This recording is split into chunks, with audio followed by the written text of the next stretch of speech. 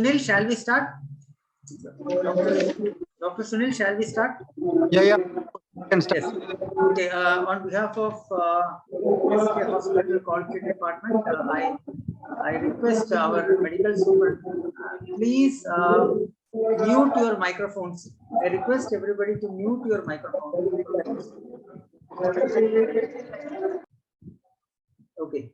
On behalf of SK Quality Department, I request our medical superintendent, Dr. Shyam Sundar sir, to welcome our speaker as well as our faculty. Thank you. Over to you, sir.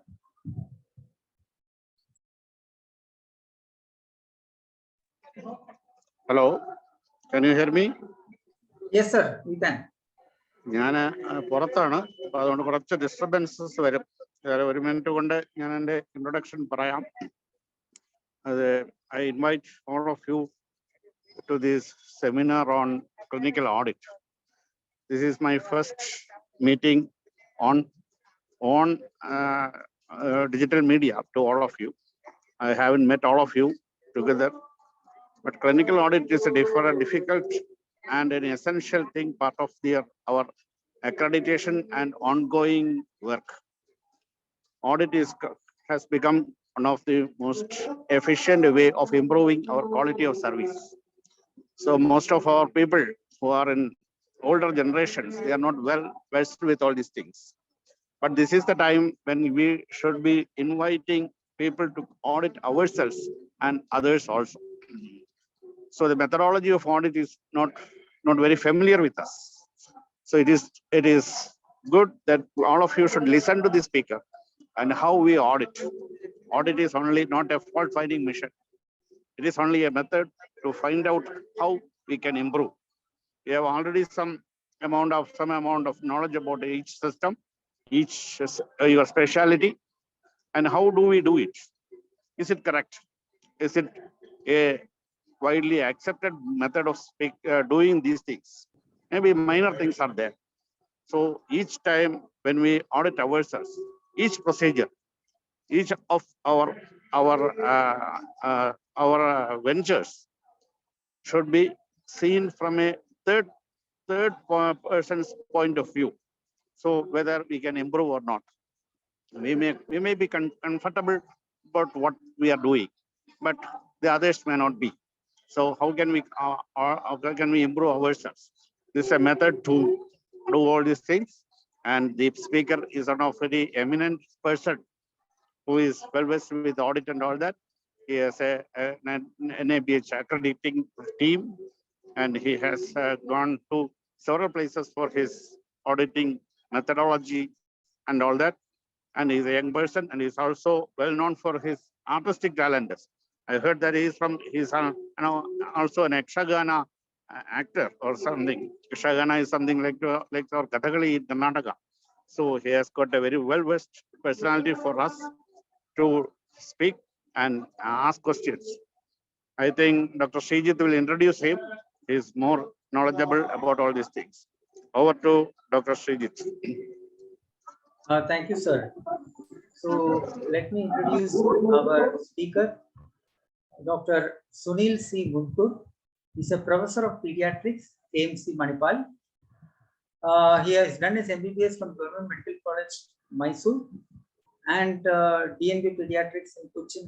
Yeah, DNB Pediatrics from Medical Trust Hospital, Cochin. He has an MBA from Manipal University, PG Diploma in Medical Law and Ethics from National Law School, Bangalore. And from last 20 years, he is a teaching faculty in AMC Manipal, presently as professor and unit chief of pediatrics. He is a assessor of NABH and Australian accreditation standards, and has the experience of assessing more than 250 hospitals for quality standards across India and in Philippines, Nepal, and Bangladesh. Was holding the responsibility of quality manager of 2,050 bedded tertiary care referral teaching hospital, that is Kasturba Hospital, for 8 years. Accreditation coordinator for NABH accreditation of Kasturba Hospital, Manipal, and presently working as advisor quality implementation for university managed hospitals under Manipal Group. Has many publications in national and international journals. presented many papers in national, international pediatrics and quality conferences and conclaves. He is a life member of IAP, and as Sir said, he's a Yakshagana artist and a shuttle player. So introducing you all, our pioneer in NAPH assessors group, Dr. Sunil C. Guntur, to you all. Welcome to you, sir. Thank you, sir. Thank you so much. Am I audible? Yes, sir, you are. Am I clear in my voice? Or do I have to increase the volume of the little bit you have to increase, sir, actually. Increase that? Yes, I sir. think there is some problem with my laptop today suddenly. I don't know why the video is not on. Okay. Is there any disturbance in the background? No, background is fine. Background is fine. Okay. Is there any disturbance? Is the signal clear? Signal is clear, sir. So there is no problem with that. No problem with that. Okay. I think there is some problem with the video. At the end of the class, probably I will switch on my cell phone and connect you through the video. Okay. There's some problem with the laptop, so suddenly I realized it. Okay, sir. Okay, now you have to enable me to screen my share my screen. 1 minute, 1 minute, 1 minute. Yes, sir, you can. It's given. Can you see the slides? Yes, sir. Very well. Okay.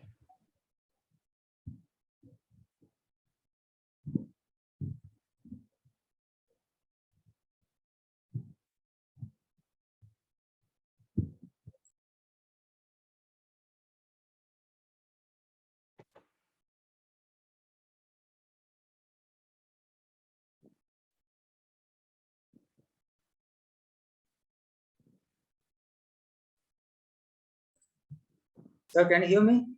Yeah. Yeah, I think you can enlarge the slide. In a sense, yeah. Yeah. Full screen. Full screen, yeah.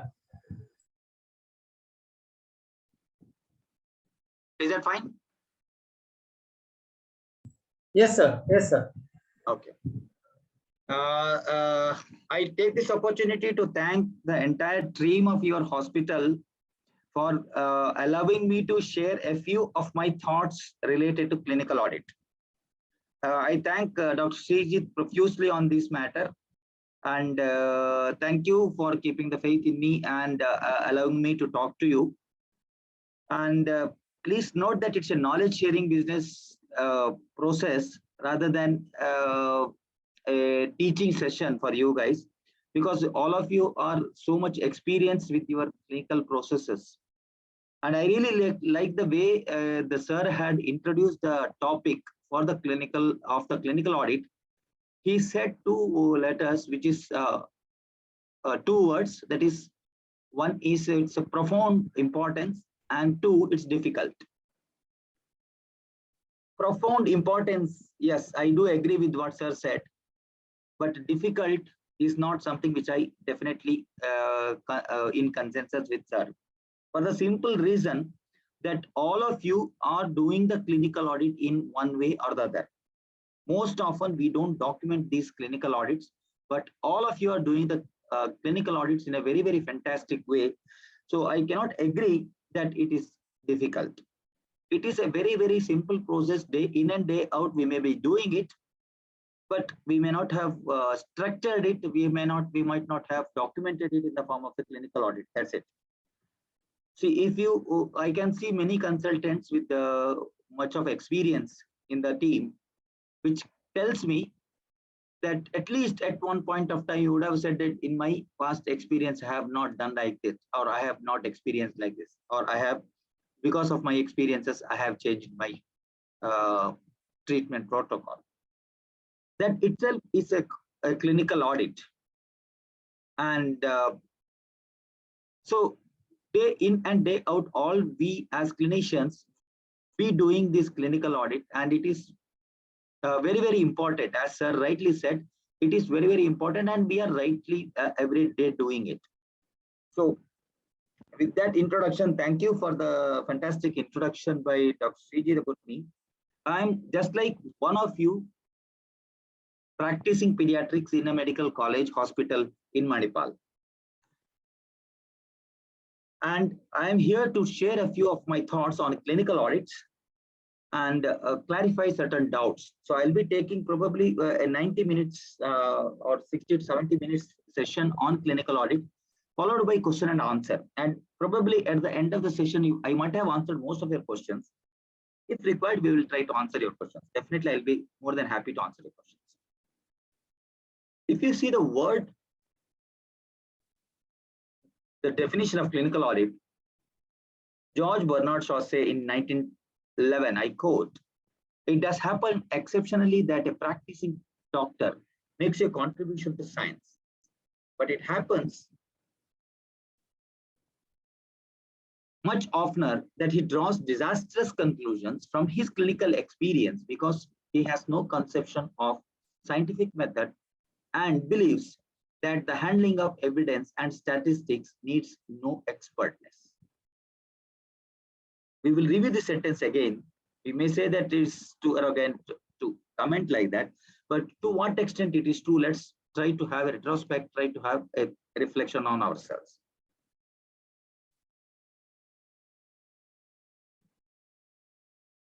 The word audit is derived from the word Latin or for, it's for here. Clinical audit is a quality improvement process that seeks to improve patient care and outcomes through systematic review of care against explicit criteria and the implementation of change. This definition is given by National Institute of Clinical Excellence. They have done a lot of job on clinical audits. You can Google it through their website, National Institute of Clinical Excellence. And most of these talks are also derived and based on their experiences. Let's try to tease out this definition, because if you have not understood this, then you will not be able to move forward. It's a quality improvement process. That means to say improvement should be the goal. A quality improvement process that seeks to improve patient care. The improvement should get reflected in the patient care and patient care outcomes through systematic review of your care, whatever care you have given, through a systematic review against an explicit criteria. You need to have an audit criteria to review and the implementation of the change. Please note that all these words are power-packed and they have their own significance. So let's teasing this further. It's aspects of the structures, processes, and outcomes of care that is delivered by you. They are selected and systematically evaluated against explicit criteria. And where indicated, changes are implemented. That is important at an individual, team, or service level, and further monitoring is used to confirm improvement in healthcare delivery. Now, all of you have done your master degrees, MDs or DNBs or whatever it is. So we might have gone through the process of dissertation in the college or during our post-graduation. The process is almost like a dissertation, but this is with one or two simple aims and objectives. It's a simpler quality improvement project, much lesser than much less tedious than your dissertations. Way back in 1854, Florence Nightingale, during the Crimean War between 1853 and 1855, had a team of 38 nurses applied strict sanitary routines and standards of hygiene to the hospital and equipment, kept meticulous records of the mortality rates, and following these, the mortality rates fell from 40% to 2%. Mr. Ernest Codman is a pioneering surgeon who had made significant contribution to anesthesiology, radiology, duodenal surgery, orthopedic oncology, shoulder surgery, and the study of medical outcomes. He is acknowledged founder of what today is known as outcomes management of patient care. Was the first person to give end result cards, something what we call as discharge summaries, for all his surgical cases, along with the diagnosis, the treatment, and the outcome of each case. And each patient was followed upon at least for a period of 1 year for long-term outcomes. It was his lifelong pursuit to establish an end result system to track the outcomes of patient treatments as an opportunity to identify clinical misadventures that serve as a foundation for improving the care for the patient. He also believed that all of this information should be made public so that patients could be guided in their choices of physician. So way back in 18th century, we started the clinical audit from the era of Hammurabi, we can say, and all these clinical audits resulted in our textbooks, our reference books, our guidebooks, and journals. So before we go to the subject proper, you need to understand 3 basic principles of quality. Without this, you cannot go further. Principle 1 is that if you want to have a good outcome, there should be a good input, there should be a good process. Are you with me? Agreed? If you want to have a good outcome, you need to have a good structure and good process. If your raw material for your process is good and your process is robust, definitely will have a good outcome. If you want to have a quality input, if you have a quality process, definitely you will have the quality output. If you understand this, that's very good. So if you want in your process a quality output or outcome, you need to have a quality process and quality structure. Now, principle number 2, the plan, do, check, act cycle, which Deming said. For every process, there is something called plan, do, check. We commonly call as PDCA cycle in the administrative group. Deming did not stop at act. He did say that plan, do, check, act, and then replan, redo, recheck, and react, and then replan again. That the entire process continues as a spring, so that the quality process is a never-ending process. It is a journey rather than a destination. Point 3, if it cannot be measured, it cannot be monitored, and if it cannot be monitored, it cannot be managed. So if you want to manage any patients that way, it needs to be monitored, and if you want to monitor, you need to measure it. So if you have understood these 3 principles, it will be easy for me to go further. I repeat, 1, if you want to have a quality outcome, you need to have a quality structure and quality process. Second one, the plan, do, check, act cycle of Deming's. And third, you have to measure, monitor, and manage. Is clinical audit a research? If you ask me, the big answer is no. These are the differences between the research and the clinical audit. If you see the research, what PhD people do, they create a new knowledge, whereas a clinical audit is testing of the care given against knowledge gained already from the research. Whatever that is present in the literature, you are going to testify against what you perform. Research is based on a hypothesis, whereas clinical audit measures against standards. Research may involve experiments on patients and or volunteers and will usually require submission to the ethics committee for approval, whereas it will not involve anything beyond normal clinical management. There is nothing new in clinical audit. It abides by an ethical framework, but doesn't usually require an ethical approval because most often it will not get published. The aim is to only improve. Research may involve random allocation to different age group, treatment groups, including placebo or RCTs, whereas clinical audit never involves random allocation.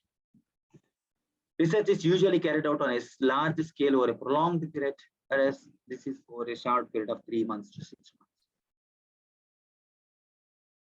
Research is a very, very rigorous methodology. Power calculations for sample sizes, statistical tests, analysis, p-value, all these things you might have done during your dissertations.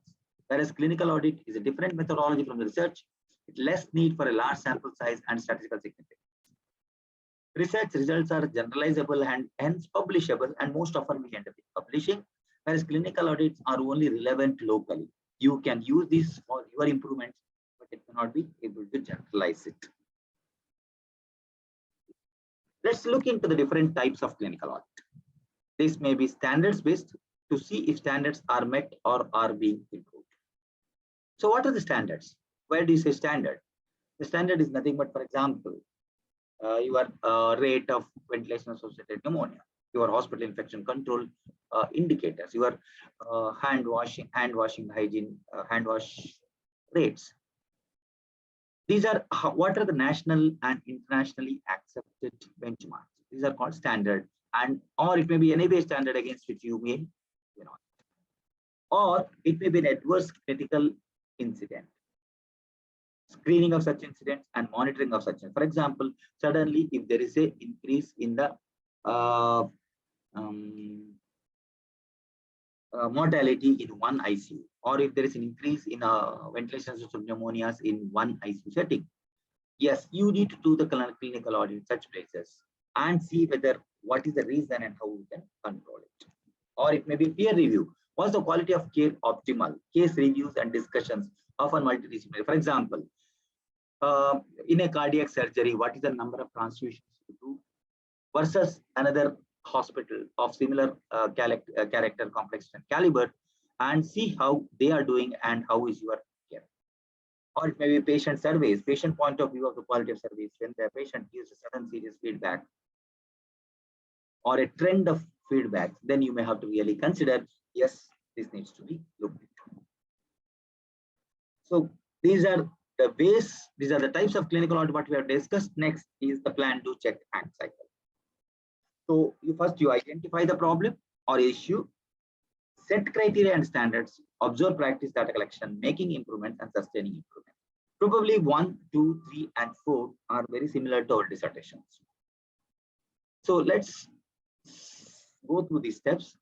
These are some of the prerequisites. You need to have a good record keeping system, should be carried out by fair and impartial professionals.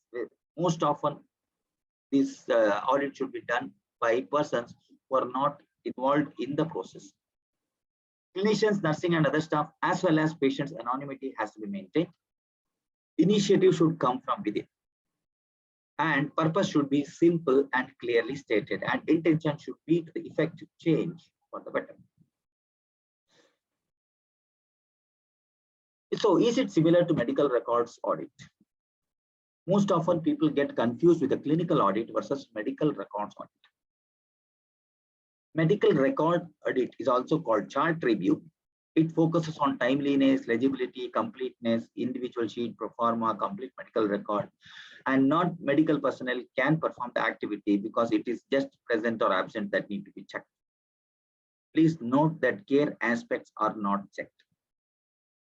So that is the difference between medical records audit and clinical audit. I may not do the CPR properly, but if I do the CPR, if I document CPR properly, and if you do a medical records audit, you cannot disprove that CPR was done properly or not, or it's not done properly. I'm not doing CPR properly, but I document properly. And when you do the medical records audit, it shows that very, very clear cut CPR, then you cannot prove or disprove how the care is given. So care aspects cannot be checked during medical records audit. It's a retrospective study of the care given. So that is the difference between medical records audit and the clinical audit. Why clinical audits are important? Most often you must be asking why clinical audits are important. Of course, NABH mandates it, but I am not telling that it is a mandatory thing from NABH side. It is being done at your level. You are doing it. So have it in a structured way so that you can improve your performance. Don't do it for the sake of NABH. Now NABH asks one clinical audit per year per department. So all of you need to do it. It gives a professional accountability for you. There are a lot of changing attitudes and attritions and atrocious behaviors of the patients. Most often you can show them that is the evidence of your performance. The questioning, demands of pressure groups, press coverage, calls for public queries, rise of complaints, legal challenges, and claims for redressals. All these things will come down when you follow the evidence-based medicine and show that you are at the international benchmark. I will give a simple example of ventilation-associated pneumonitis. If you do a study of ventilation-associated pneumonitis and see what is the mortality in your hospital due to VAP, And if there is a case filed against you, so ventilation-associated pneumonias and deaths are called sentinel events. And in your case, let's say if these death rates are within the international and national accepted benchmarks, then still you are safe in having those deaths. So that is where you are protected. It is for us to show that we are transparent, responsible, caring, and retain the trust and respect in an increasingly critical environment. For the healthcare professionals, it provides workable standards, resolves a lot of problems, improves and increases team working and level of communication, ensures appropriate use of skills and resources, increases knowledge and skills, can identify training needs and measures quality in current. Another example, when we were studying, we used to give transverse incisions or cesarean sections. Now we do midline incisions. Sorry, the vice versa. When we were studying, it was midline incision. Now we do transverse incision or fennel incision. Now, do you think that that era when we were studying, was it a it's not a quality incision at all? The answer is no. At that time, it was quality. But over a period of time, people have found that it has more problems than the transverse incision. So transverse incision is better than the midline incision. So it will give you a probable evidence-based framework to work upon and ensure that the same care is given by your peers. For the patients, it improves the quality of care definitely because you are following the evidence-based medicine. Prompt changes in delivery of care may be required, will be ensured because, for example, the blood transfusion, blood loss in a gastrojejunostomy surgery versus one unit versus other. Highlights precise patient needs, involves patients in decision making most often, and raises patients' confidence in service and care levels, and provides clear information about care. And I will give you an example where the hospital is doing a fantastic clinical audits. Their healthcare delivery is a maximum, whether it's NABH accredited or not. I will say, if they have a prompt clinical audit and they have ensured that prompt, then it's definitely a good organization. For the organization, it's an improved care of patients. It enhances professionalism in the staff, efficient use of resources, aids in continuing education, aids in administration, and accountability to those outside the profession. So let's try to understand the clinical audit process. So first, you have to identify the problem or issue related to the topic. Then they set criteria and standards. Then observe, practice, and data collection. Analyze the data and make improvements and find out where you lag behind. Implement those changes and then sustain the improvement. That is the entire plan. Do check actually what we are discussing from the Deming cycle. Most important things in clinical audit is involving the user in the process. Involve the user, those who are involved. For example, if the clinical audit is done on ENT department, the ENT department, everybody should know that there is an audit conducted and these are the observations and these are the findings. If you do not involve them, then it is a useless process because they are the implementers of change. And if you do not involve them, most often we see this when we go for the assessments. The quality team shows an NABH audit, clinical audit. And when we talk to the process owners, they say, I don't know about this. So involve users in the process, select the topic, define the purpose of the audit, providing the necessary structures, and identify the skills and people needed to carry out the audit and training staff and encouraging them to participate. So we will go one by one. How can we select a topic for audit? Most often you are asking this question, how can we select a topic? In my department, what topic can be selected? If the choice is left to us, we will either choose randomly or choose the easiest. Am I right? Yes. If the choice is left to us, we will most often end up in using the easiest. Absolutely no problem. It can be very, very easy and very, very simple. There is no problem, but select the topic. So some prioritization, some questions you may be asking before selecting the topic. is the concerned topic of high cost to the patient or hospital, take up that audit. For example, I'll give an example. We did an audit, a clinical audit on CT ratio. I don't know how many of you know. In the blood transfusion department, we did the CT ratio. Where is it? Where percentage of it's a numerator is the number of blood bags requested and kept ready versus number of blood bags used. Most of the surgical departments used to ask for 3 pack cells, 2 platelets, 1 plasma before surgery to keep it ready, and the blood bank used to keep it ready in the OT. Finally, 1 or 2 pints of these 6 or 7 bags used to be used, and the remaining used to get wasted. So there was a lot of wastage of these blood products in the OT. So we did the clinical audit to find out, and we kept these bags ready in the blood bank itself when the OT has requested for such blood bags. And we could reduce the wastage to an extent of 70 to 80% because of this. And if there is a request from the OT, immediately it would have been issued from the blood bank. So storing in the blood bank and again wasting it prevented. So it has reduced the cost of the treatment and surgery and transfusions significantly better. Does it have been disturbingly often? Yes. To reduce your disturbance, take such topics. Does it pose risk to staff or users? Definitely yes. These things need to be taken. Is there an evidence of a serious quality problem? For example, patient complaints or high complication rates. Let's say there are 2 units of surgery or 2 surgeons performing the same procedure, but one person ends up in major complications, the other person doesn't. Yes, take those audits. Is good evidence available for setting standards, systematic reviews, or national clinical guidelines? Take such topics. For example, your academies can give you some clinical audit topics. For example, Indian Academy of Pediatrics, or FOGSI, or Association of Physicians of India, or Indian Society of Anesthesiologists. So they will give you certain guidelines, they will give you certain audits, they will give you certain benchmarks, which you can do audit and assess your performance.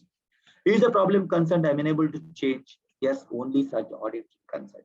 For example, in our hospital, nurses started doing the audit of compliance to nursing assessment, initial assessment.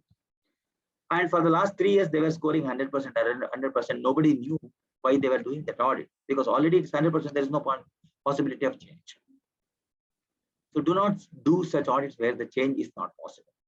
Is there a potential for involvement in national audit project? Yes, you can take up so that you can show it to the national and international these project performers. Is a topic pertinent to national policy initiatives? Yes, you take, for example, in international and national patient safety guidelines, patient safety goals and solutions you can take. Is the topic a priority for the organization? Yes, better. So these are some of the hinges or clues for you to select the topic. So you can select a structure, that what you need to have, or what you need, or what you have, or it may be a process audit, what you do, or an outcome audit, that is what you expect. So you can take any of these structures, pros and outcomes. It's better to have a mixture. I'll tell you why. These are some of the structures audit. For example, adequate number of staff or suitable skill mix. For example, in the 3 shifts in your emergency department, in the last 1 month, how many of the staff nurses who are posted were ACLS trained? Or in your CCU, whether at least in 1 shift, 1 ACLS trained staff nurse available. These are structure related clinical audits. Organizational arrangements for smooth workflows, provision of equipment as required by scope or workload, physical space for good patient, family, and staff experience. You can select any of these structure related topics, or it may be process related. There are so many processes in the hospital.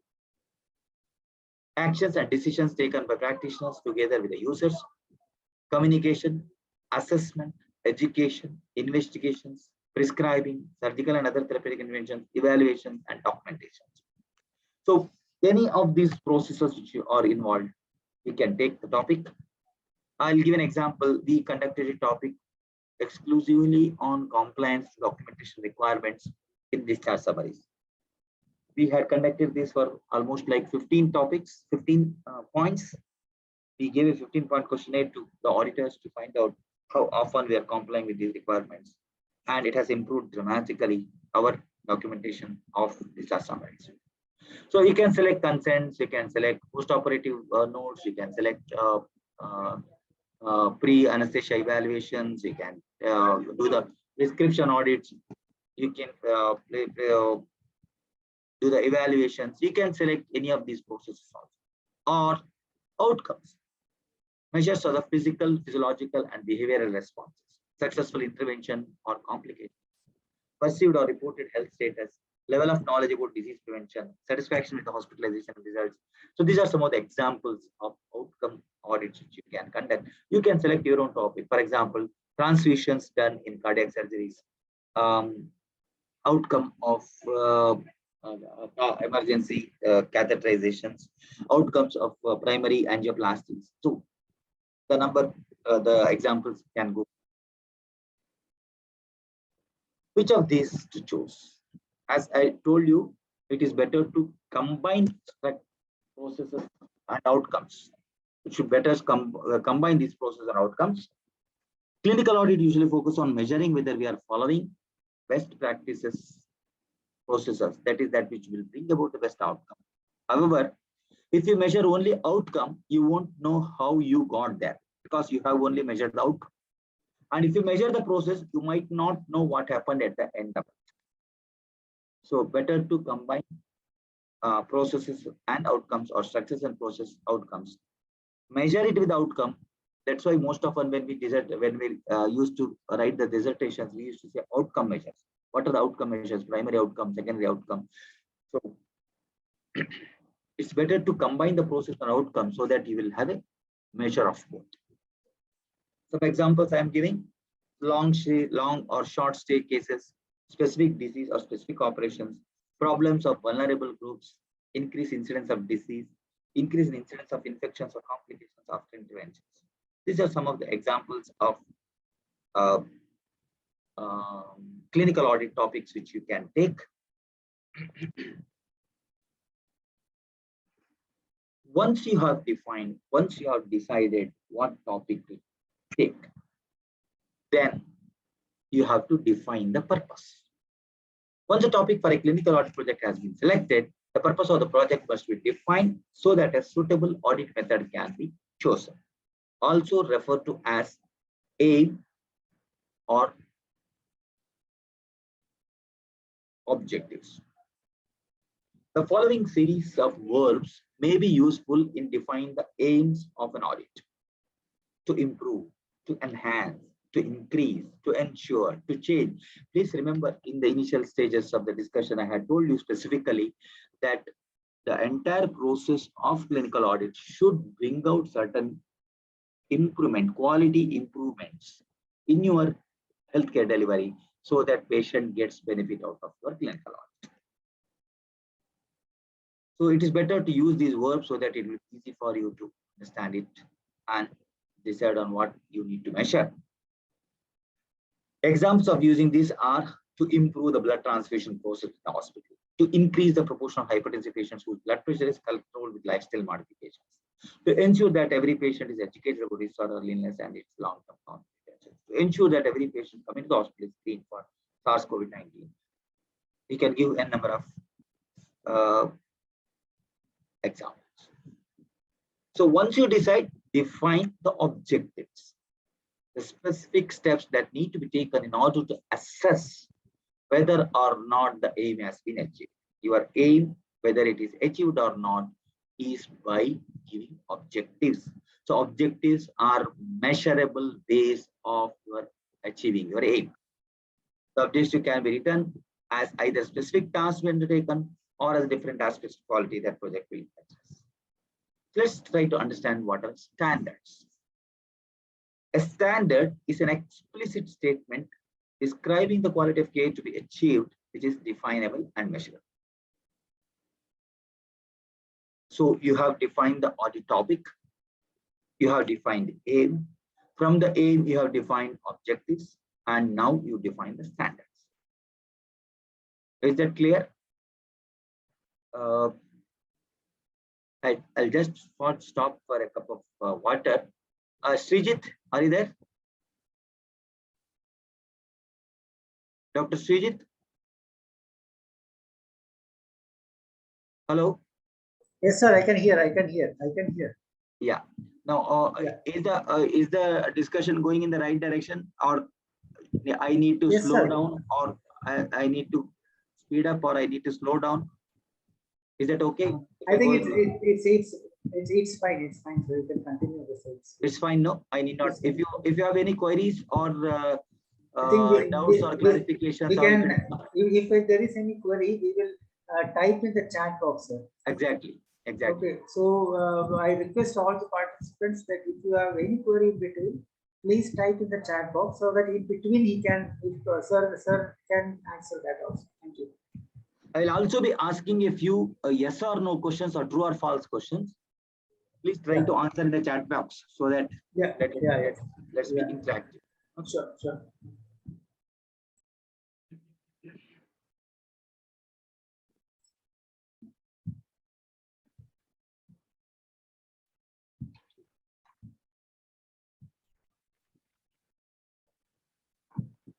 So we have decided the audit topic. We have decided what's the aim. We have said that it should be measurable. So we define the objectives, and now we define the standards. I have already told you the standard is an explicit statement describing the quality of care to be achieved, which is definable and measurable.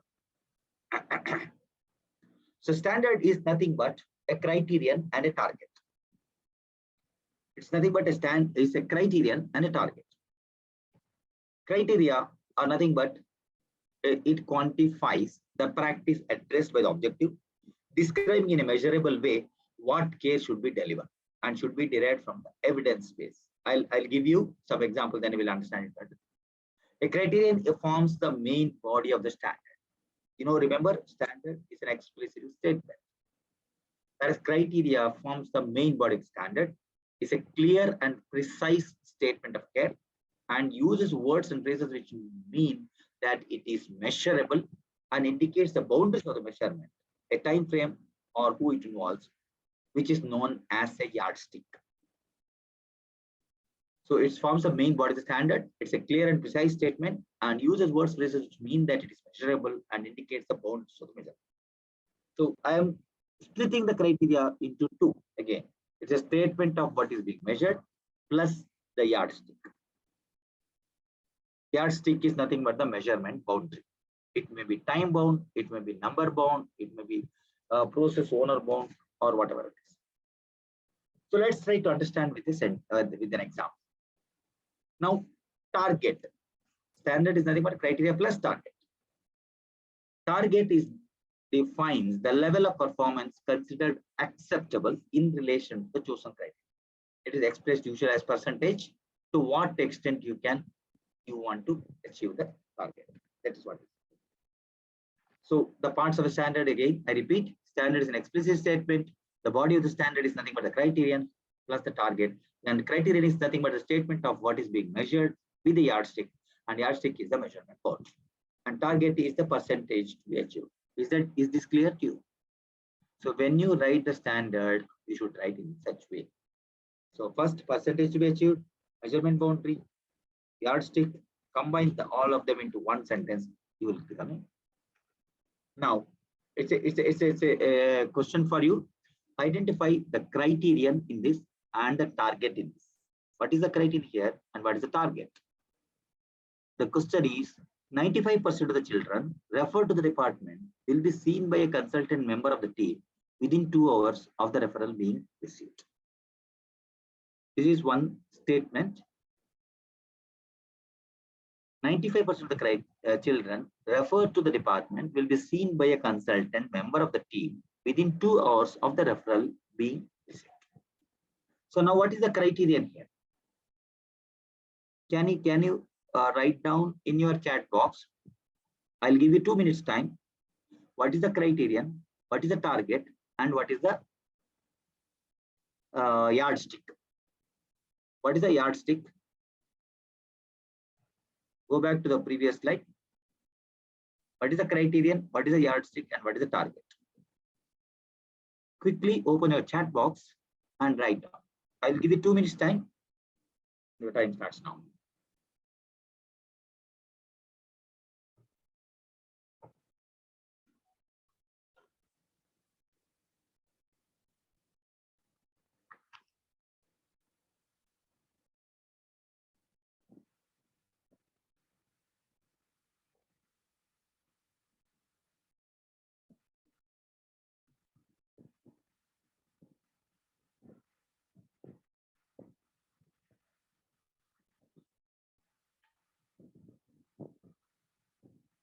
I can see only 2 answers in the chat box.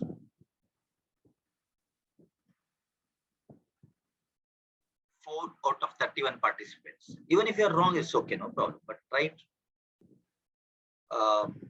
put something into the chat box so that it ensures me that you are in the discussion.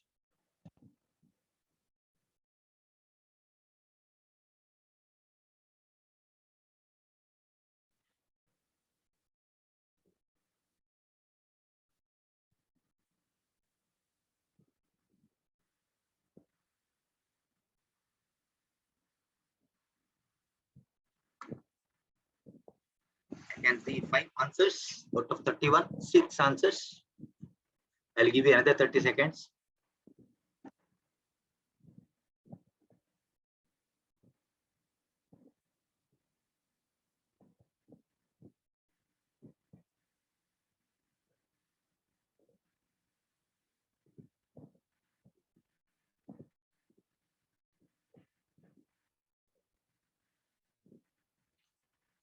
Let's see the answers. There are 8 people who have answered it. Very good. Target is 95%. Somebody says good. Target is 95%. Criteria is consultant has to see. Yardstick is child has to be seen within 2 hours. Very good. I think Madam Sharan has written it.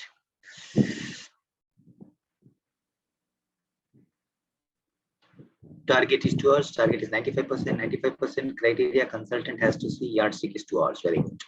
That is 95% has to be seen. Very good. Very good. Yeah, most of you have written it correctly.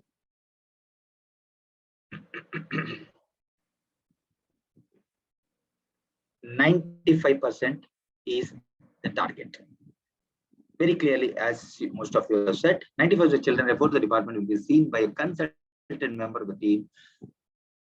Now, criterion is referred to the department by will be seen by a consultant member. That is the criterion, the process that is referred to the department will be seen by a consultant member of the team. Now, the yardstick is within 2 days or 2 hours. Oh, sorry, there's a typing error.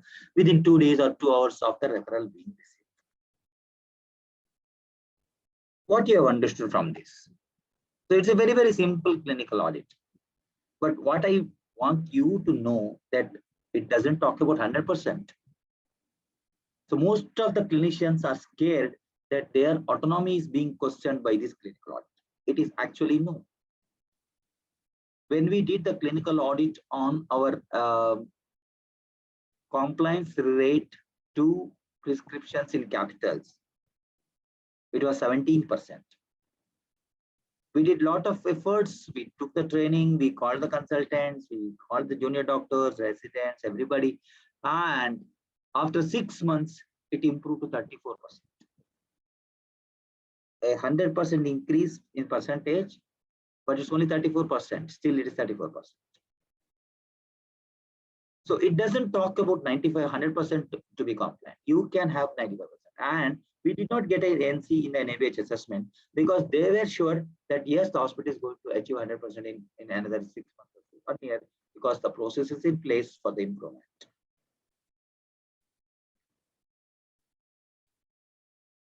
How to set standards now? So now the things are clear. You have, I'll go back to this. So audit topic is selected, aim is selected, objectives have been selected, standards. Based on this, we have selected standard, criterion, target. Now, how to select these targets and criteria? You may have guidelines and protocols from your societies like FOXCs or IAPs or APIs or Indian Society of Anesthesiologists, Indian Society of Ophthalmologists. Do a literature search. You can go through your journals and department-specific textbooks, reference books. Should always be based on the strongest, most up-to-date and evidence of what constitutes the best practice. And most of you know this hierarchy of the strength of evidence. The strongest and the best is a systematic review of the randomized control trials. Systematic review of the randomized control trials are the best results, are the best evidences for your standards, whereas weakest is the personal experience. In my past 30 years of experience, I have not observed like this. These are anecdotal.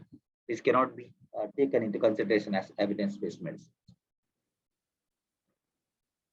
So now you have gone to the criterion, you have put the yardstick. Target, how to select the target. It should be realistic and attainable. When setting targets, the following factors should be considered. It should be of clinical importance, practicability, and acceptability. So when I say this, remember those exclusion criteria and inclusion criteria which we used to do during our dissertation. It's in a very similar way. You decide what are the inclusion criteria and what are the exclusion criteria, and then set up the target. Otherwise, why I'm telling you is otherwise you will end up in saying that carcinoma prostate is common in males and carcinoma ovary is common in females. So you should be very, very careful. You should have a justifiable reasons for exceptions. The exclusion criteria should be justifiable. For example, it's not a failure on the part of the organization if a patient chooses not to accept care or a certain line of care is not feasible in the organization. Consensus on the list of exceptions should be achieved before the start of the audit. For example, a patient with respiratory failure in your hospital, you do an outcome audit of extracorporeal membrane oxygen, and ECMO is not available in the hospital. So, or those who are treated by ECMO by another service is not considered for the present study and they are excluded. So define the clear-cut exclusions for your targets. And targets should be SMART, that is simple, specific, measurable, agreeable, relevant, and theoretically sound, and time target. Whenever you write, that's what I give the example of 95%. Similarly, decide on these targets and should be specific for the criterion which you have used, should be measurable. The methodology of measurement also should be documented clearly in your audit, agreeable, relevant, and time target. So once you have collected, once you have defined your data, once you have defined your audit criteria, then data collection. Data collection is very similar to what we have done during our postgraduates. The data forms to be used or pro forma to be used or data collection sheet should be used, and how much to collect. As much as we can or as much is available. It is better to improve a single aspect of care than to collect data on 20 items and change nothing, or if you don't know what to do with this data. Most often, this is how the clinical audits are conducted in the hospitals. They select so many criteria, some 20 criteria, and with the data available, they don't know how to change and how to implement the change, how to bring out the change, and how to bring out the improvement. So they end up in having lot of orphan data. It's better to improve single aspect of care than to collect data on 20 aspects, 20 points, and then you don't know what. So planning of data collection, it's like your dissertations, user group to be included with any exceptions noted, healthcare professionals involved, time period over which the criteria to apply. Why is this important? Need to be agreed on these points to limit the amount of data that have to be collected. For example, you can use your interns, you can use your residents, you can use your duty doctors to collect the data. It can be, you can form simple Google Forms or Microsoft Team Forms to collect this data, because these forms give you ready-made analysis of the data what you are collecting. whether quantitative or qualitative. Usually concerned with the gathering quantitative data, sometimes referred as the hard data. Sometimes you may have to take the qualitative data also, typically achieved by using a survey to capture patients or staff experience or opinions. And qualitative data is subjective and is sometimes referred to as soft data. So most often it is better to have a hard data, that is quantitative data, to analyze your performance. The data matrix table, the Excel sheets can be used. What data needs to be collected, be clear, whatever the things that is required for your analysis. And where will the data be found? Ideally, the necessary data items should have been collected routinely and be readily accessible. Data are often held in several databases or on paper electronically in different departments, even different organizations, or may not be collected at all. So be clear. I'm showing this reality. Data are often held in several databases or on paper or electronically. And some of the departments, even different organizations, or may not be even collected at all. Some of the audits which we conducted in the last few assessments, 2-3 assessments, where the clinical audit was conducted, when we entered the MRD and found that these case sheets do not belong to this hospital at all. These are different hospitals data which they were showing as clinical audits. Is it retrospective or prospective? Retrospective audit, as I've already told you, will tell you how well the care is documented. Whereas a prospective data always tells you how well the care is given. Prospective audit can be used to gather the data. Prospective data collection might be affected by bias. If people know they are being audited, they might alter their behavior accordingly. We had conducted an audit of hand wash practices, and when the infection control nurse was there to observe, everybody used to hand wash properly, and the compliance rate increased 90% when they're observing. Who will collect the data? You can have an audit team. You can have yourself a clinician and a resident doctor, or clinician and a nursing staff, or clinician and infection control nurse, clinical clinician and a link nurse, or you can decide anybody who will form the audit team. The only thing is, when you identify somebody, you need to train them properly how to collect the data and what data need to be collected. The sampling is a procedure by which some members of the population are selected, and they are supposed to be the representative of the entire population. When the population is too big, then you can take a sample size. Sample is really required whenever you are dealing with a very large population and you want to sum with information. So you can use samples, absolutely no problem. When you are using the sample, how many of the users do I need to select? That is a sample size. And how do I choose? These are the two important things when you do a sample survey.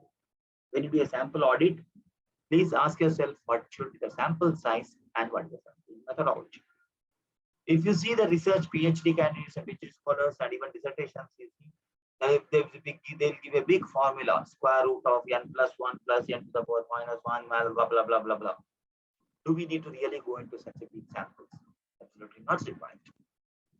A snapshot sample is usually sufficient, roughly 20 to 50 cases. I repeat, 20 to 50 cases. Any square, if there is more than 6 in number, it is enough to do the statistical calculation. So even if you want to do a statistical calculation, 50 is almost all that is required. Most of the clinical audits, you can finish up with 30 to 40 cases, maximum 50 to 60 cases. But when you are choosing the sample size, use the scientific approach, use a sound statistical principle. That is, size of the population, degree of accuracy required, degree of confidence required, and how often you expect your audit criteria to be matched. So most of the statisticians will help you out. For example, if the study populations, if the study question is, how many injections do people receive each year in India? The study population is the population of India. But let's say if your question is how many needle stick healthcare workers, how many needle sticks healthcare workers experience each year in India, then your study population is only healthcare workers. You need not study the entire population. Let's say how many hospitals have a needle stick prevention policy in India, then your study population is the hospitals of India. So you define what is your study population first, and then decide whether a sample survey has to be taken or whether you can take all the cases. Then 3, if you want to take a sample, how are you going to choose the sample? This is from Indian Statistical Institute. If the population size is 50, a sample of 44 is enough to draw any conclusions. And it comes down as the sample size increases, as the population size increases. So if your screening population is around 5,000, then your sample size may be around say 350 to 360.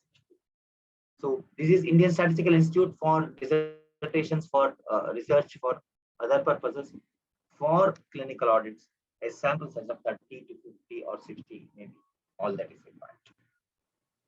These are some of the sampling methods. I will not go into the details. You know it better, or it is available. What is meant by simple random as systematic sampling, consecutive sampling, stratified sampling, interval sampling, two-stage sampling, and random sampling. So I will not go into the details of these sampling techniques. It is available online, but please do not use convenient sampling. Most of the hospitals do convenient sample technique, which is not acceptable. So you can select one of these simple sampling techniques. Worksheet preparation and methodology for administration.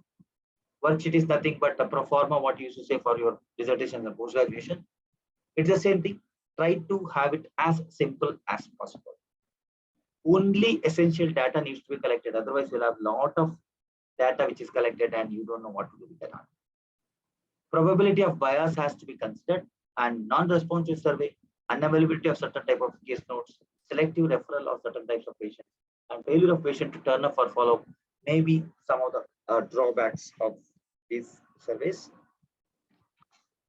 Audit project title and data. The pro forma should contain the audit project title, contact details of project lead, instructions for completing the form, returning the form, and data items. This is some simple audit of one of the clinic audits. There are some 5 or 6 criteria they have put, and they are doing this audit. And it's a very, very simple yes, no, not available, or do not know. So they have very, very clear instructions also to find out, and very, very easy to upload this to the Excel sheet or Google Forms. Only thing is the data confidentiality. What to capture in the data collection form, whether is it confidential, is there any information which is to be kept private and confidential? If so, better to have a code sheet rather than patient's name, patient's identifiers included in the data form. It's better to have case number 1, case number 2, and link it somewhere rather than keeping it in the data sheet. Prospective data collection, unique hospital ID can be used, and other data protection issues to bear in mind are data collected must be adequate, relevant, and not excessive. Collected data should be kept securely, and data should not be kept in for any longer than necessary. Sometimes you may have to do a pilot test, as we do it in research and dissertations, but this is only 30 to 50 samples, so you can do it 5 or 6 case studies and see whether your data sheet is adequate, to have whether the data collection is uniform, is there any training issue, is the protocol addresses your outcomes, and reliability of data collection should be checked. What is the mechanism of validation of your data collection process? So all these things can be checked by doing a pilot study. So once you have collected the data from these data sheets, next is it really the information you needed? How well has it been recorded by and by who? And has all the data been captured? Is it easily retrievable? And has anonymity been maintained? Please note that your audit, as sir rightly said, is not a fault finding process or a criticizing process. It is a fact finding to what extent you are meeting criteria. So when analyzing the data, team will generally want to try to reach conclusions about the general pattern of actual practice, the degree to which actual practice is meeting the standard set, and these cases for which it is clinically acceptable for the standards not met. Those cases for which it is clinically acceptable for the standards not to be met. So most often these as sentences may be a little complicated. I'll give an example. Let's say you have done a clinical audit and you say that your percentage to compliance to prescriptions in capitals is 80%, and you put measures and steps to improve it. So general pattern of actual practice, you will understand it, the audit. The degree to which actual practice is meeting the standard set, you have put a target of 90%, but you have achieved 80%. Those cases for which it is clinically acceptable for the standards not to be met. For example, the remaining 10% of cases, what happened? Why they did not write, or why you have excluded them? If there is a valid reasons for exclusion, then it's okay. You exclude them and then do the analysis. The analytical methods, no need to do the p-values, no need to do the Mann-Whitney test or all the statistical tools. Most often, frequency of certain events, values occurring, rates and percentages is more than required. You may have to take a mean or median, because sometimes there may be outliers. To avoid the bias by the outliers, you may have to take the median. So more than that is not required. Range of standard deviation to show the variable in the individual results may be required, but you can stop there. Do not go into higher statistical methodology. Most often it's not required for a claim. Some examples: a percentage of casing meeting each standard. Calculate from whole sample including non-applicable classes cases. Percentage of cases not meeting the standard. So you have already put the standard with the criterion and objective and target. So percentage of cases meeting each standard, percentage of cases not meeting each standard, percentage of cases considered non-acceptable, percentage of applicable cases meeting each standard, and percentage of applicable cases not meeting each standard. So you can use these terminologies to analyze and compare. Once you have done it, display it, share it with us, show in the meetings to others who are involved in the audit, and those who are the end users should know what are the findings of the clinical audit. The role of the clinical audit staff is the data management, facilitation, project management, training, developing skills, data collection methods. All these things need to be done. Do we require ethics committee clearance? Does not need to be submitted to an ethics committee for ethical approval. Let it be very clear that there is no ethical committee approval, because it is for your benefit inside the hospital. If you are publishing the data, then yes, ethics committee clearance is required, and most often it is process or outcome oriented rather than patient oriented. In the sense, the patient's anonymity has to be maintained, and you are collecting the data or information of the patient, and you will be sharing it during publication or presentation. In such situations, you have to get the approval of the ethics committee. Should always be conducted within an ethical framework, however, and abiding by the principles of data protection by ensuring patient and staff confidentiality, and by ensuring that data is collected also stored appropriately, and there is no leak or disclosure of the patient information, because it is against the right of confidentiality and privacy of information. So identify population characteristics, decide whether to look at every case or choose a sample. For process-based clinical audit projects, take about 20 to 50 cases, preferable to do a random selection. Do not collect excess data or patient or staff identifiable information. Always pilot data if required. Analysis can change from a simple calculation of percentages to a relatively sophisticated statistical techniques. Most of it is not required. Simple methods are preferred. And once you have identified the deficiencies, plan the change. Your plan, do, check, then act. So what we have completed is plan, do, and check. That is 3 steps completed. Next is the act, check. So you communicate the findings. Your transfusion rates and blood wastage rates are this much. Your ventilation associated pneumonias are this much. See, if I don't know my compliance to hand washing, I will never try to improve. If I don't know my ventilation associated pneumonias in my ICU, I will never try to improve. So you need to communicate these findings to the ground level staff who are actually involved in the process. So you can write it as an audit report, you can send it as a newsletter, you can send it as a circular, but please involve them. Implement the change. There may be changing behaviors. There may be behavioral resistance. So you have to tackle this, promoting successful audit and monitor and evaluate the change. So once you have implemented the change that is required, evaluate it again using the same audit criteria and audit checklist, and maintain and reinforce the change and then conclude. For example, I have done a clinical audit on compliance to percentage of prescriptions in capital letters. So my target was, when I started, was 70 to increase it to 50%. And we could achieve 34%, 35%.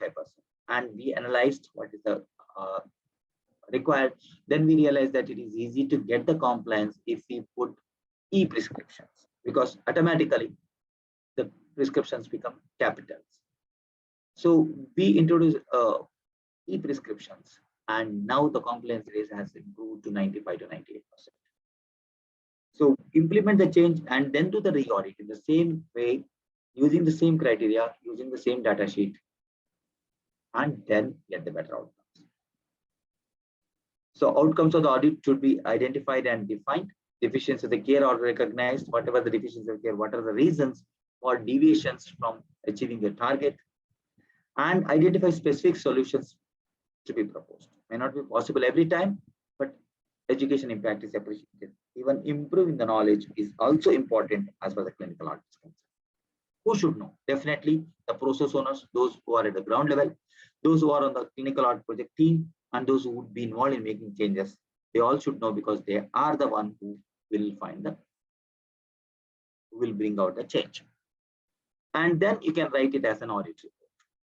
Write the title page, background, aims, objective, standards, methodology, results, conclusions, action plan, references, appendices, and then bring out the change and the re-audit results to complete the plan, do, check, and sign. So when you implement the change after your audit, what needs to be changed? How change could be achieved? What actions need to take place? Who need to take these actions, and when the proposed action will begin, and how these actions will be monitored and by whom? How and when to assess whether the actions taken have achieved the desired outcome or not. The commonest question asked at this point is, how long we need to do the re-audit, or after the initial audit, how much time taken to do the re-audit. It is up to your organization, and depends on your complexity of the organization, and more importantly, what is the criteria? What is the defined criteria? For example, in my hospital, if you want to say 100% compliance in the consent trade, I cannot implement it overnight. I cannot actually implement it in 1 week. I cannot implement it in 1 week. Sometimes it may take 2 years. So my achievement level will be, then the target level will come down. I will say, oh, I should sustain a compliance level of 90% with the consents. Even if I achieve 90%, that's good enough. And next 2 years, I may have to achieve it to 100%. So you implement the change to get it to 90% compliance rate, and that is still acceptable. You have to implement the change as far as the clinical audit is concerned. Change, or else change will change. So no one shoe fits at all. Diagnostic analysis to be undertaken before selecting the most appropriate strategy for change. These are some of the barriers for the successful audit. That will be lack of resources. So there is a top management commitment to provide these adequate resources. Lack of expertise in project design and analysis, and most often it's a simple technique that is needs to be used. Lack of an overall plan for audit. Poor relationship between professional groups or agencies and within teams. Organizational problems such as lack of supportive relationship between clinicians and managers. So have a teamwork to have it, and how to identify the barriers for the change. Interviews of the key staff, discussion at team level, observation of patterns of work, identification of the care pathways, facilitated team meetings with the use of brainstorming or fishbone diagrams to find out why they are not ready to change, and bring out the change, sit with them, chat with them, and then bring out the change. So I'll just skip this. These are all administrative aspects. So do the re-audit. In the initial stage, all standards were met. Yes, then repeat clinical audit process at a later date to ensure that this is sustained. What? So re-audit to do ensure that it is sustained. If not, some standards were not met, then after action has been implemented, repeat the data collection only for those standards which are not met. For example, you have put already 5 standards, out of which only 2 standards have not met. 3 standards have been already achieved. Then you can re-audit only for these 2 standards and then show the improvement. It's fine. This is the red area. All or most standards were not met. Then you may have to re-audit with the entire clinical audit process. They use the same data sheet. The entire process has to be re-audited if the after implementing the action. Conclusions could not be reached. Standards are unclear. Then review and modify your standards and repeat the entire clinical audit. Repeat the entire clinical audit. You go again to this. So see whether, let's say if you have 4 or 5 criteria for the clinical audit, if all of them are met, no need to worry, re-audit after some time and ensure that it is sustained. If only few standards are met, then do the clinical audit for only those which are not met. Almost or most of the standards are not met, then you have to do the implementation of the change and then do the re-audit. And if conclusions could not be reached, then you should review and modify your standards and do the clinical auditing. Why re-audit? Because you have to ensure that you sustain and improve, and this is what is called continuous improvement.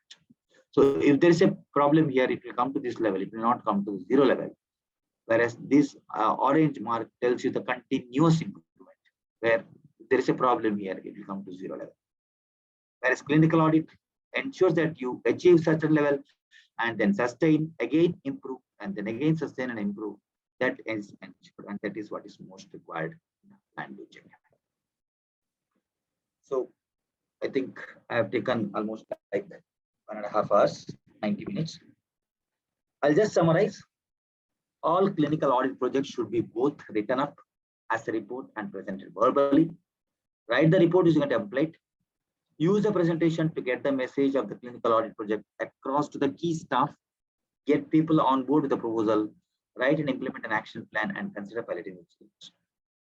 And improvements in care is implemented as a part of clinical audit, must be monitored, evaluated, sustained, and reinforced within a supportive team. And structures and systems must be developed to enable organizations to integrate improvements.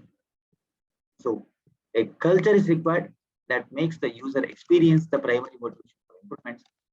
That is a top management's commitment to quality, and that is what is very well evidenced in your hospital, that top management is for clinical audit. So that is what is required. The development of quality of culture in your organization. This creates confidence staff to clear reporting or confronting the performance and has clear and constant objectives. The system structures and specific mechanisms are available for monitoring sustaining. So in nutshell, audit measures practice against performance. Audit cycle involves 5 stages: preparing the audit, selecting the criteria, measuring performance level, making improvements, and sustaining improvements. Choose audit topics carefully. I have told you how to choose. Derive standards from good quality guidelines, maybe your society guidelines. Use action plans to overcome the local barriers to change and identify those responsible for service improvement. Re-audit to find out whether improvements in care have been implemented, sustained, or improved after the first audit. So all that is required is a careful planning. Involve users, involve the process owners, especially if outcome is a key to affect them.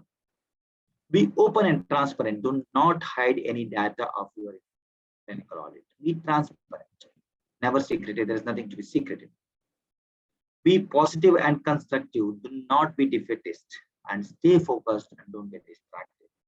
Once you have decided that this audit has to happen, you can be very, very focused.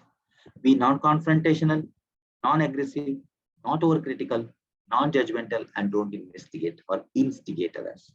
As Sir rightly put it across, it is a fault finding. It's not a fault finding process.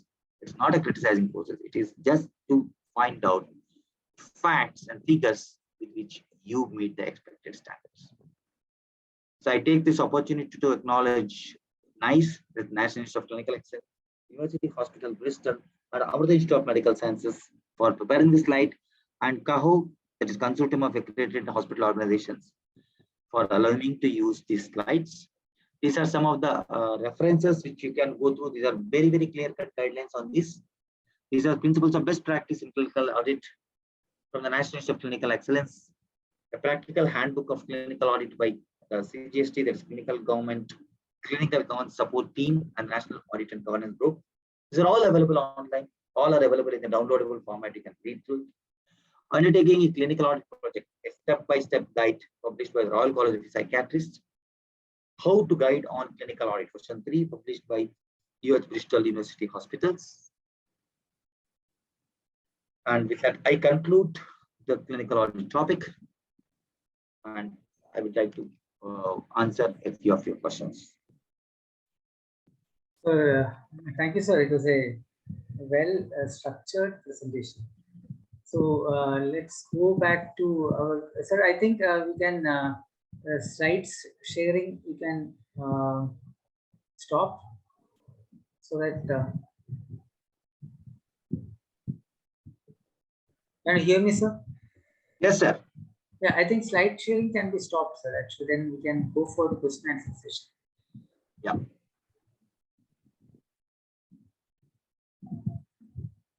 Okay.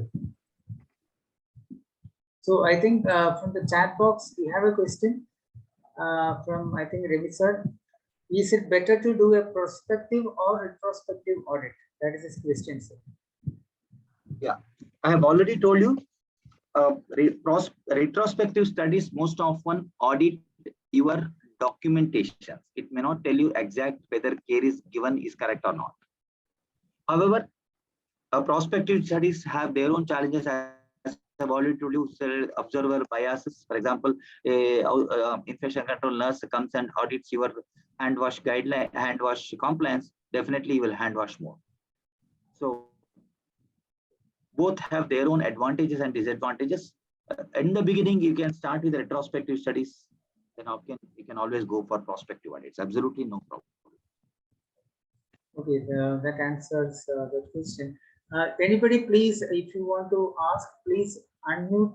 And one more attached, if I do a study on DVT prophylaxis, that is a question, sir. Definitely, yes, you can do a very good clinical audit on DVT prophylaxis. How often DVT prophylaxis can be complied with? Let's say if you have already implemented the process of screening for DVT, how often you have complied with the screening requirements? Definitely, yes, you can do that clinical audit. Absolutely no problem. Yes, sir. And you can unmute yourself and you can ask if anybody have some doubt. Yeah. Suresh sir. Sir, we have K. Suresh sir, our cardiology head of the department. Sir, few words about the presentation. So unmute yourself, sir. Please unmute, sir. Please unmute.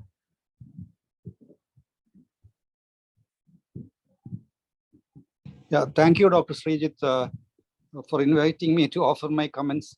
I was listening to the presentation with great interest because it is dealing with certain aspects with which we clinicians are not very familiar. I haven't actually thought about the kind of audit that we would be planning in our cardiology department. I will be discussing with my other staff members, and then we'll shortly put up a proposal. Do you want only one audit, or can there be more than one audit? Sir, N number is welcome, but at least one is needed, sir. Okay, we'll try to do that. Yes, sir. And we have Rema Maheshwari, madam. Madam, any doubts for the regarding the presentation, or you want some comments regarding? So unmute, ma'am. Please unmute, ma'am. Please unmute. Unmute yourself. Yeah. Not a good theoretical idea about the audits, but to be practice, I think I have to freshen my old thesis making for the MD and start doing. Okay. Do we need to have a statistical analysis for all this data that we are collecting? Statistics is more than enough, sir. Just mean, median, mode is all that is required, and percentages. More than that, it's not required. Your man-Whitney 2x2 test, chi-square test, all those are not required. Just percentages to find out whether how are you doing. That's more than enough. Okay, okay. Thank you. So, Sir, I have a doubt regarding this. We have selected the DVT prophylaxis as our audit in our ICU. So we usually use pharmacological and mechanical for DVT prophylaxis, depending upon the patient. So when I select the criteria or standards, so there will be like, so what should I select? Like, because it will be like Yeah, I can say 100% that- patients should be getting a DVT prophylaxis. No. Yes, you can take that as a topic. Or let's say your compliance rate is only 60%, you can target to 80% right now. Those who deserve a DVT prophylaxis should get a DVT prophylaxis within, say, 24 or 48 hours of decision made or requirement. Something like that, you can put the target. And then you can try. Yeah, but I'll share you a few of my experiences as a clinical audit concerned. We introduced new scores, but it's modified early warning scores to minimize ward arrest. When we introduced this new score, it was fantastic achievement, because the ward arrest, that is arrest happening in the ward, cardiac arrest happening in the ward, dramatically came down, because most of these patients who started deteriorating in the ward were picked up and they were shifted to ICU and then taken care of very well. But over a period of time, we are seeing many ward arrests. So when we did the clinical audit, we came to know that these mu scores are just being recorded by the nurses, the heart rate, blood pressure, temperature, SpO2, etc., without record.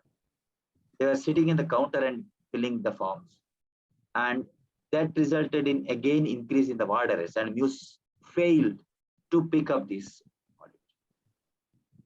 So we did a clinical audit on ward arrests and how was the MUS score in them before the audit, and everything was fine. Then suddenly patient had an arrest, which cannot happen.